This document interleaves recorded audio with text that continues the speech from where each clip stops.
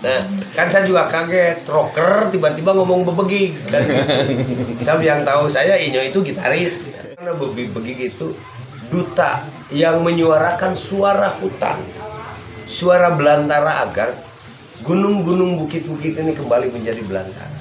Ini urusan nyawa, Bung. Saya ingin komunitas ini bergerak bersama karena filosofinya memelihara hutan. Dan saya berkepentingan dengan kampanye pemeliharaan hutan ini. Saya mengajak dan berharap bebegik mau.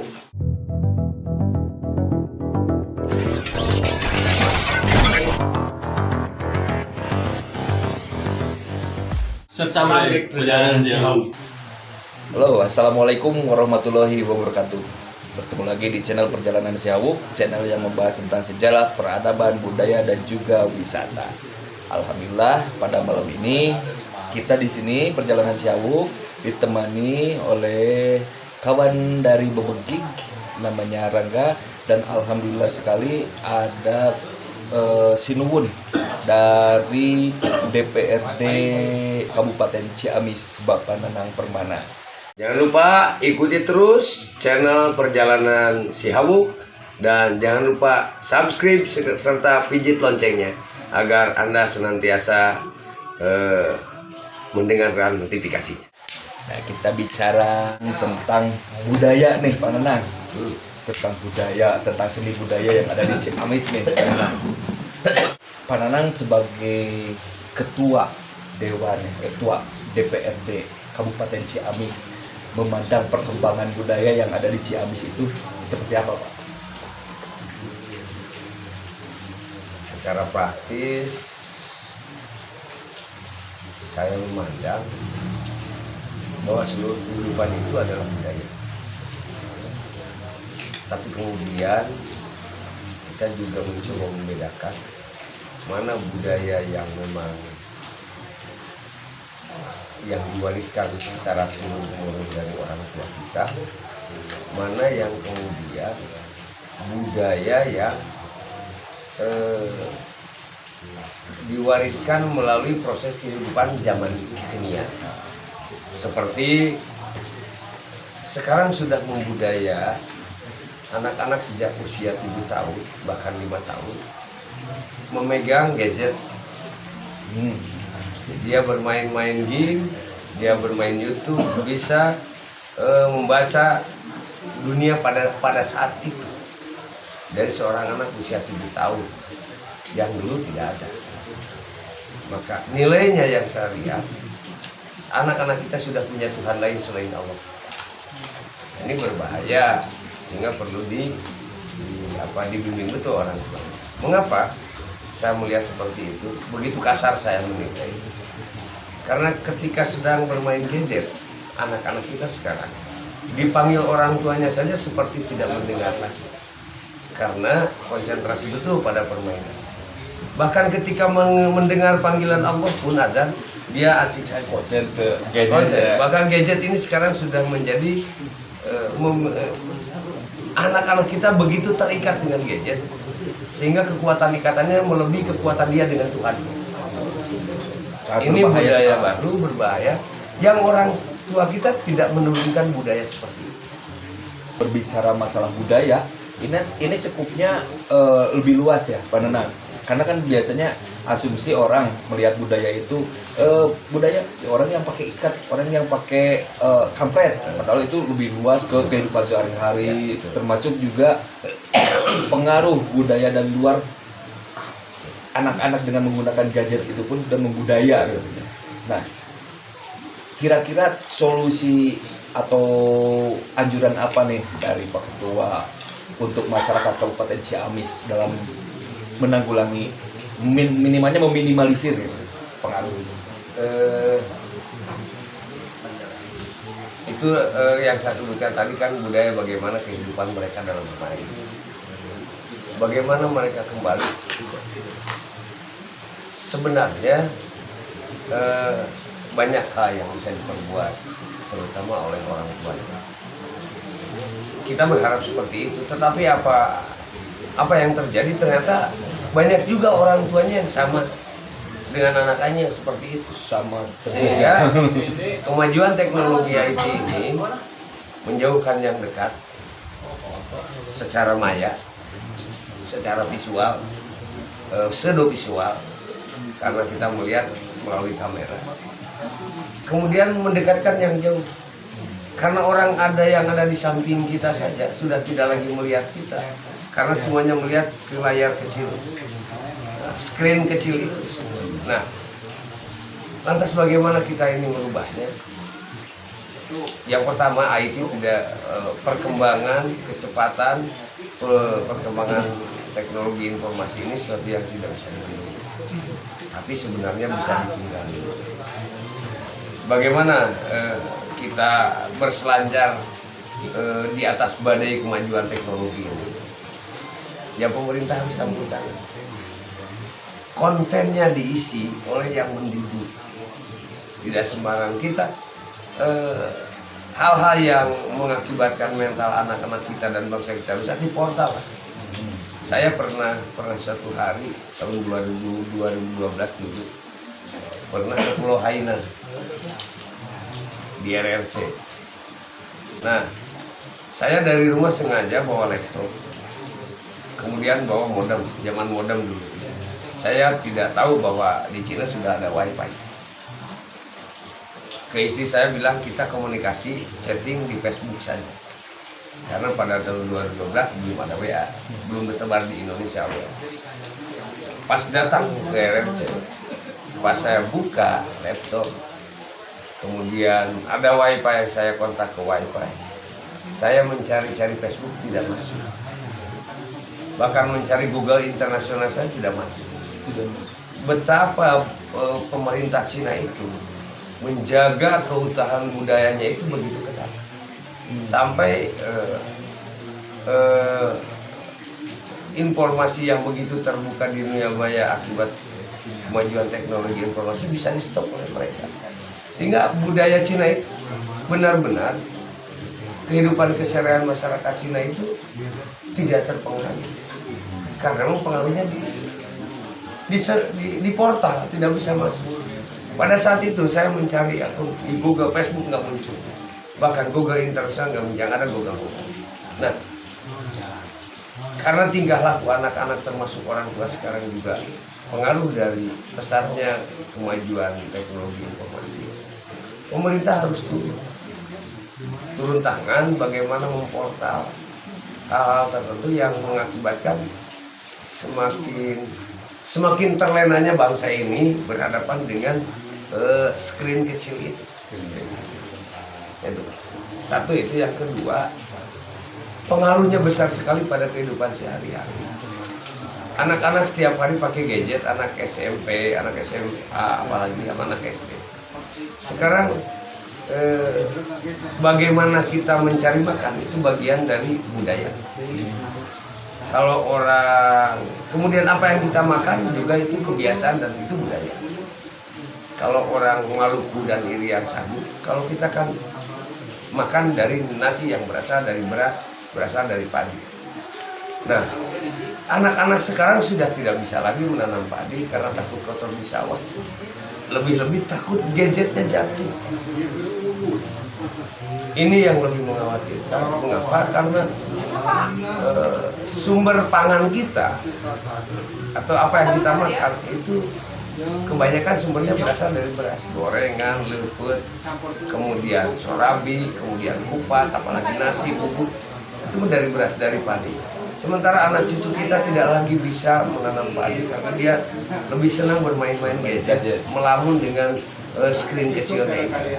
Bahkan mungkin dari pengaruh budaya bermain gadget itu sampai akhirnya anak pun tidak bisa menghargai jerih payah petani dalam mengolah. Betul.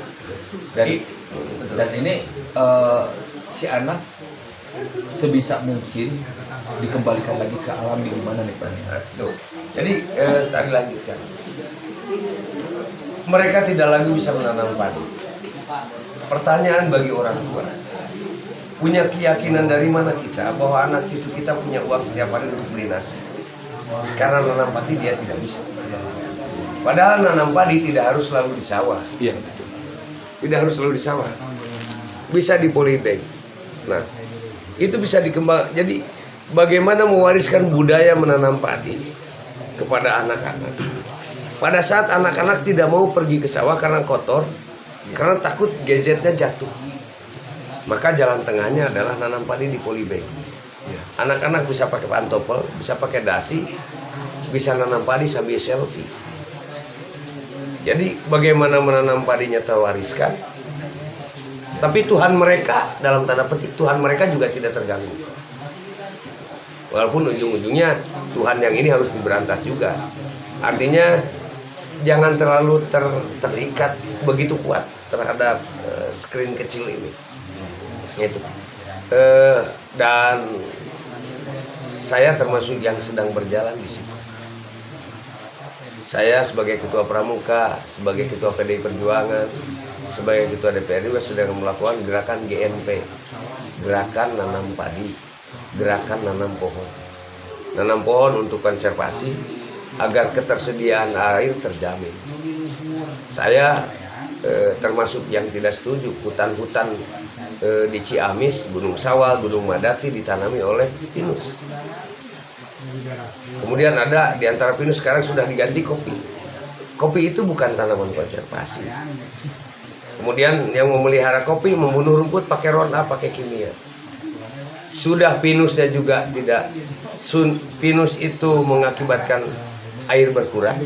Kenapa? Karena daun pinus itu pohon pinus seluruh tubuhnya mengandung lilin. Daun pinus bertumpuk terus dan akan hancur bersenyawa dengan tanah butuh waktu 3 tahun. Jadi selama ini hujan mengandung lilin, daunnya yang bertumpuk. Langsung kabur air jadi banjir. Tidak pernah sampai ke tanah. Ketika kemarau tidak ada lagi cadangan. Karena air dulu tidak pernah sampai ke tanah. Sekarang malah perhutani menggantinya dengan kerjasama menyerahkan tanahnya untuk ditanami kopi pada petani kopi. Ini dua persoalan lain. Persoalan perhutani tidak punya kewenangan menyewakan tanah itu perkara hukum lain. Apalagi mengalih fungsikan hutan menjadi kebun. Karena hutan pinus dan kita tidak pernah menyebut hutan kopi. Kopi itu diksinya kebun. Tidak ada hutan kopi. Orang bego yang menyatakan hutan kopi. Ini oleh perhutani itu hutan pinus akan jadikan hutan kopi. Kenapa? HPH itu hak penguasaan atas hutan singkatannya, bukan hak penguasaan untuk bikin kebun. Nah itu banyak hal dan itu juga budaya yang dirusak budaya. Yang tadinya kita berharap air begitu mudah, sekarang air dijual. Air yang tadinya mudah sekarang berubah. Orang sudah mulai jadi budaya menjual air. Padahal kalau saya boleh mengungkapkan dalil, silakan tanya ke ulama. Air itu jangan diperjualbelikan. Tanya ke ulama. Air itu Rasulullah melarang memperjualbelikan air. Nah sekarang sumber airnya tidak ada di Ciamis karena begonya perhutani menanami Gunung Sawal, Gunung Madati dengan pinus. Padahal yang namanya Gunung Madati, Gunung Sawal itu sumber udaranya orang Kuningan, orang Majalengka, orang Cilacap, orang Tasik, orang Banjar. Sumber airnya orang Majalengka, orang Kuningan, orang Brebes, orang Cilacap, orang Pangandaran, orang Banjar. Nah, di sini sumbernya dirusak oleh perhutani. Maka kita ada gerakan nanam pohon. Nanam pohon oleh pohon konservasi, pohon kawung, pohon picung, pohon jambe, dan ada pohon muncang atau kemiri. Nah, hal ini ya kan begini. Lantas bagaimana rakyat ingin memanfaat hutan? Nah, tukang kopi yang di Gunung Sawal, Gunung Madati itu bukan orang setempat. Saya mendeteksi banyak orang raja desa. Jadi kalau ngomong masyarakat sekitar hutan yang mana orang raja desa kok datang di Gunung Sawal? Ini tipu muslihatnya perhutani. LMDH itu kan lembaga masyarakat desa hutan. Ya hutan raja desa lah. Terus itu kan hutan yang dikuasai perhutani itu tanah negara. Jangan dialihkan ke orang lain semena-mena. Tadinya oleh lembaga BUMN jadi ke perorangan. Ini pidana sebenarnya. Seperti kita mengalihkan motor orang lain ke yang lain. Kan seperti itu. Nah, sehingga mengapa saya bersikeras di situ? Karena saya sedang berpikir bagaimana anak cucu kita selamat. Segera, itu tagline saya, selamatkan generasi. Jangan sekali-kali menilai manfaat hutan dari seberapa banyak dan seberapa besar uang didapat dari hasil hutan. Tapi manfaat ekonomi hutan harus diukur dari seberapa banyak, seberapa luas, dan seberapa mudah rakyat bisa mengakses ke sumber air untuk kehidupannya, untuk pertaniannya, untuk perikanannya dan lain sebagainya. Itu. Nah ini sesuai dengan salah satu filosofi bebegi, karena di Sukamantri ini kan muncul nih satu kesenian yang memang sudah menjadi tradisi Panenan, namanya bebegi Sukamantri sudah lama diproyeksikan sebagai penjaga alam dan penjaga hutan. Nah salah satunya itu ada wilayah konservasi yang menjadi sumber air itu mengalir ke wilayah persawahan dan sawah itu menjadi makmur. Ya, akhirnya leuweung hejo masyarakat ngejo. Nah, gitu. Nah, kebetulan di sini ada dari seniman bebegi Panenan. Ya. Yang selama ini konsen salah satunya berkesenian dan ikut melestarikan hutan. Gimana itu konsepnya? Nampaknya kita ada kesamaan Iya. persoalan. Bahwa saya melihat bebegi, kalau filosofi bebegi bagaimana menjaga hutan, bagaimana bahwa hijau itu harus di mana-mana. Sampai orang berjalan pun wajahnya seperti tumbuhan. Itu mengingatkan kita tumbuhan jaga. Dan kalau saya lihat daun-daun yang dipakai daun dari tanaman konservasi. Kalau lihat yang dipakai bubuai dan sebagainya. Dalam bahasa Sunda eta teh siloka ti karuhun urang baheula. Yen leuweung teh kudu dijaga. Filosofi ya. Filosofi. Ngajaga leuweung teh keur sumber kehidupan, lain keur neangan duit. Betapa bego dan tololnya manusia kalau berharap uang dari hutan. Nah, bebegi ini kan tidak mungkin secara teknis belum sampai ke arah pelestarian seperti yang sekarang dilakukan oleh Panenan dan kawan-kawan. Tapi dari pemblow-upan isu selalu di-blow-upkan bahwa bebegi itu sangat berkeinginan, ya, sangat berkeinginan, bercita-cita leuweung kembali hijau. Ya, Nah, gitu. Pandangan Panenan nih, dorongan Panenan untuk anak-anak bebegi dalam berkesenian dan membangun isu hijau dari kepemerintahan. jadi sebenarnya saya berharap, atau paling tidak pihak-pihak yang merasa peduli terhadap pelestarinya hutan menjadi tetap rimba raya, seperti Gunung Sawah, Gunung Mandaki, dan Gunung Bentang, bisa menjadikan bebegi ini media kampanye. Media kampanye melestarikan sumber air, memelihara hutan, dan merimbarayakan hutan. Menurut saya, dan saya pikir maaf, Ketua Umum partai kami sedang berbicara tentang melindungi, memberikan perlindungan terhadap lingkungan, merawat pertiwi. Nah, saya berharap ya kalau pemerintah tidak memanfaatkan bebegi, barangkali sebagai ketua partai saya bisa memanfaatkan, ngajak kampanye terhadap bebegi, bukan kampanye PDI-nya. PDI mengajak bebegi untuk sama-sama kampanye betapa hutan itu harus hijau, dan hijaunya hijau yang bermanfaat, bukan hijaunya pohon pinus, sehingga mengakibatkan rakyat bisa ngejo. Da pohon pinus mah kalakah rakyat balangsa, dan cai leungi pinus mah Garing ya. garing. Nah, oke. Suatu saat kita ingin bebegi ini sebagai media kampanye melestarikan hutan. Atau kendala apa nih yang, nah selama ini kan bebegi selalu mencari atribut itu ke hutan. Apa yang ditemukan tim bebegi di hutan itu? Bubuainya sudah susah. Ini jadinya coba lagi. Moal aya tangkal bubuai, jadi dina handapeun tangkal pinus. Moal aya. Kalau di hutan rimbanya. Ada di rimba raya. Di rimba raya. Memang udah susah Pak. Peralatan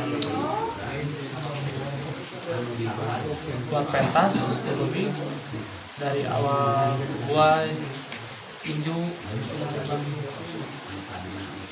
wargu, kelapaan, emang udah punah kayak. Yang dilihat hampir punah itu bubuai. Kalau wargu ya saya sedang mencoba, dan itu bisa dibiarkan sebenarnya, bisa dibiarkan ditanam di halaman, tidak harus di hutan kalau wargu, walaupun nanti tidak begitu panjang sebagaimana di hutan. Saat tangkal wargu itu bisa pakai jejer usep sebenarnya, dan jejer usep di wargu itu hebat. Dan saya sudah memberi contoh pramuka nanam wargu walaupun baru sedikit lah yang bisa juga. Kemudian kalau injuk yang kami tanam besok itu aja pohon kawu, dan kami punya semeyan ratusan ribu pohon kawu yang akan ditanam di sepanjang 7 sungai besar yang ada di Ciamis. Dan itu sudah kita menanam pohon kawu itu dimulai oleh Pak Bupati pada akhir tahun 2019 November kita sudah mulai itu, dan saya bercita-cita habis tahun 2021 itu kita berhasil menanam 1 juta pohon kawu. Jadi tentang injuk jangan khawatir, jangan hati. Tapi tentang bubuai ini, tentang bubuai, saya ingin mengajak semuanya, baru ketemu saja dengan tokoh yang tahun-tahunnya Inyo sering ada, wah ini berbagi pas kita DPP Perjuangan Kan berbagi Butuh. kasep punya. Nah, kan saya juga kaget, rocker tiba-tiba ngomong bebegi. Dan saya yang tahu saya Inyo itu gitaris. Nah, oke, kita suatu saat saya akan mengajak kawan-kawan. Saya ingin sekali komunitas-komunitas bebegi itu yang ada di Sukamante. Saya tidak tahu di Panjalu ada nggak. Ada berapa komunitas kita tampil dalam satu acara. Dalam satu acara di Hanapun Tangkal Jati, kita punya kebun jati yang biasa tempat ngopi. Pramuka punya kebun jati, tapi di bawahnya tempat ngopi. Nah, itu yang ngebangunnya Jack di Gedung Pramuka. Di Gedung Pramuka. Gedung Pramuka pinggirnya ada kebun jati, kebun pohon, kebun hutan lah, hutan kota. Ya di bawahnya kita bisa pertunjukan, bisa latihan di situ. Bisa kemudian beberapa komunitas. Saya ingin komunitas ini bergerak bersama karena filosofinya memelihara hutan, dan saya berkepentingan dengan kampanye pemeliharaan hutan ini. Saya mengajak dan berharap Bebegik mau menyampaikan filosofi ini secara verbal, bahwa kami ini adalah duta lingkungan, duta hutan kepada masyarakat. Jadi saya lebih melihat bagaimana Bebegik itu duta yang menyuarakan suara hutan, suara belantara, agar gunung-gunung, bukit-bukit ini kembali menjadi belantara. Jadi bukan, saya melihat kalau filosofinya seperti itu, Bebegik itu utusannya Patanjala lah, hutan dan sungai, untuk agar seperti, kalau filosofinya seperti itu, melihat Bebegik, maka di benak di telinga kita harus terdengar teriakan, ini kami utusan dari bukit-bukit yang gundul untuk menjadi hutan. Seperti beginilah hutan. Gundulnya tidak kelihatan, sebagaimana manusianya tidak kelihatan di Bebegik itu. Yang ada adalah tanaman-tanaman konservasi. Maka bagi saya Bebegik adalah suara hutan yang meminta, suara bukit, suara gunung-gunung yang meminta dirimbarayakan kembali.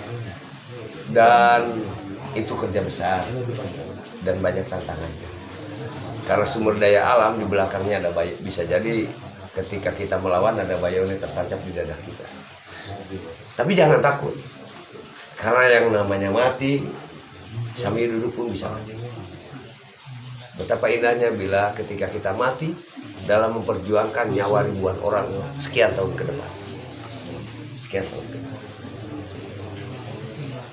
Gimana? Enggak dari Pandewati. Siap enggak pasukan Bebegik turun ikut untuk menghijaukan kembali hutan nih? Siap, pasti siap. Kampanye dan bareng. Pasti siap. Jadi teman-teman komunitas Bebegik itu besar, hampir mulai budak kecil sampai ke aki-aki itu rata-rata kalau misalnya di sini tuh pemain bebegi. Kapan kira-kira kita bisa berkumpul di Sukamantri? Ayo. Yuk kita ngariung di Sukamantri, yang semua komunitas ajak dengan anak-anaknya. Kemudian apakah saya melihat ada tempat yang kita bisa berkumpul di tempat terbuka dan cukup sejuk.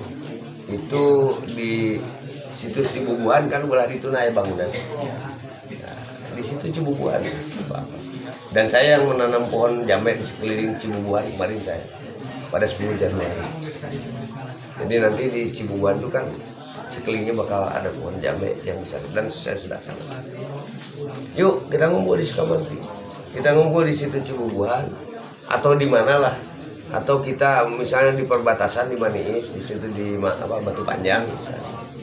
Atau dimanapun sok. Saya akan datang bawa anak-anaknya dan kita akan berbicara bahwa tanpa hutan kita tidak memiliki arti apa.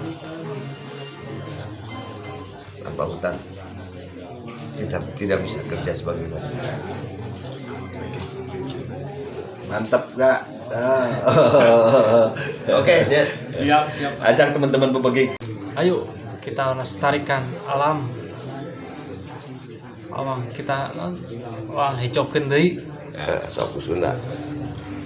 gunung Jokeun di leuweung. leuweung. Ayo awang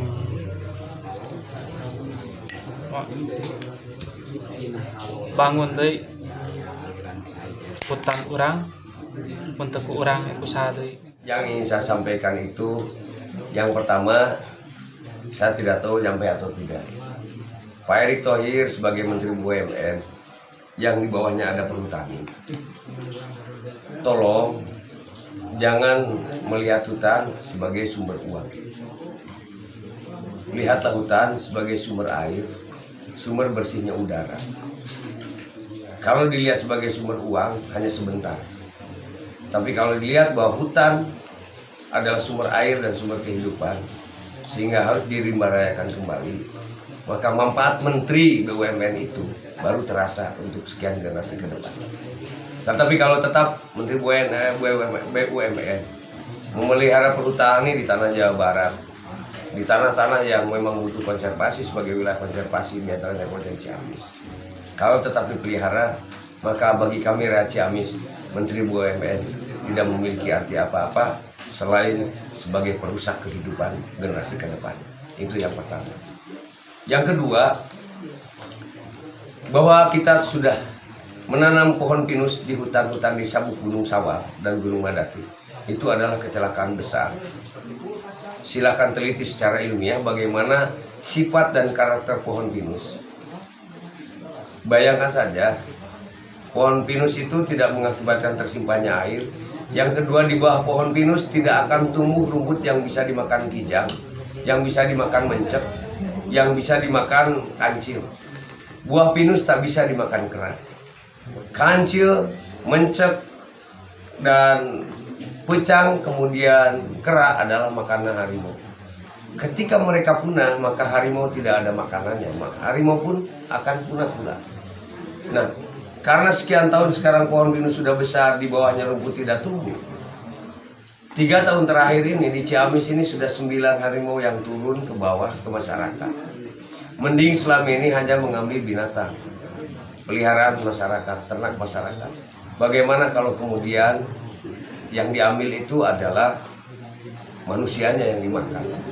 Maka yang harus bertanggung jawab adalah Kementerian Lingkungan Hidup dan Kehutanan, juga Kementerian BUMN yang di bawahnya ada perhutani.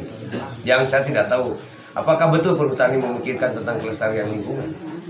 Dan kalau memikirkan kelestarian lingkungan, tentu tidak ada kebijakan menanam pohon pinus di belantaranya Gunung Sawal pada tahun 1980.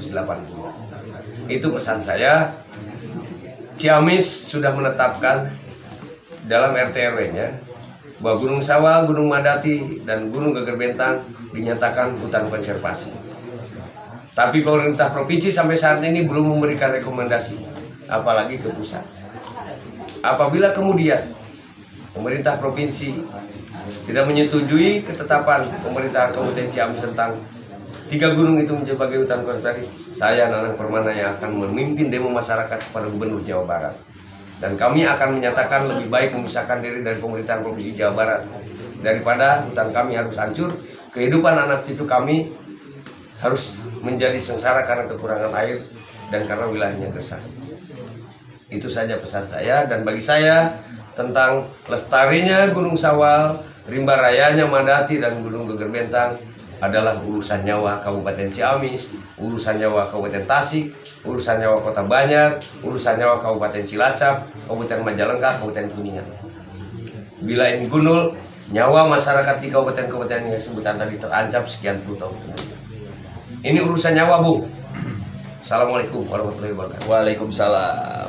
Oke teman-teman Sihabuk, alhamdulillah barusan podcast kita nih dengan Pak Nanang Permana, Ketua DPRD tingkat 2 Kabupaten Ciamis, dan juga Kang Rangga dari Bebegik Sukamantri. Alhamdulillah banyak sekali hal positif yang bisa kita ambil, terutama tentang budaya dan pengelolaan hutan ya. Pengelolaan hutan. Mari kita hijaukan dari budaya. Sebagian daripada budaya. Sebagai bagian dari. Kita budayakan untuk memelihara hutan gitu ya Pak Nanang ya. Ya. Mantap. Dan itu budaya Karuhun. Dan itu budaya Karuhun. Ini berhubungan juga dengan filosofi dari Bebegik. Dari Bebegik sebagai penjaga alam nih. Dan alhamdulillah dari pihak Bebegik siap untuk sama-sama berjuang kembali menghijaukan kembali hutan sebagai sumber kehidupan manusia. Leuweung hejo, masyarakat ngejo. Demikian podcast perjalanan Sihabuk malam ini. Wabillahi taufiq wal hidayah. Wassalamualaikum warahmatullahi wabarakatuh. Ikuti terus perjalanan Sihabuk, ambil positifnya, buang negatifnya.